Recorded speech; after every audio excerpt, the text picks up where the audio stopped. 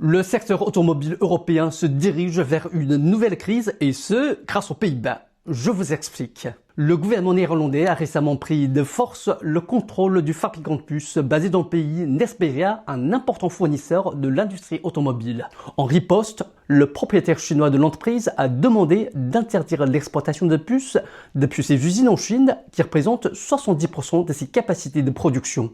En conséquence, une pénurie de composants indispensables s'annonce chez de grands constructeurs automobiles tels que Volkswagen et BMW. Si Amsterdam affirme son indépendance dans la prise de décision, une certaine coïncidence suggère le contraire.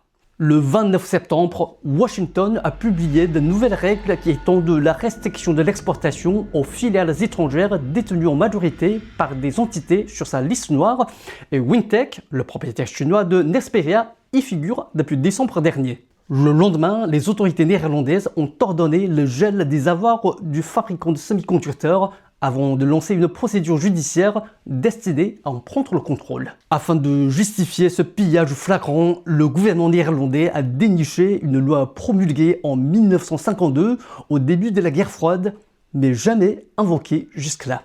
D'ailleurs, le compte-rendu du tribunal a révélé la pression exercée par les États-Unis sur les Pays-Bas en ce qui concerne Nesperia. Cependant, les contre-mesures chinoises sont difficiles à digérer. Le ministre néerlandais de l'économie demande à présent à rencontrer des responsables chinois.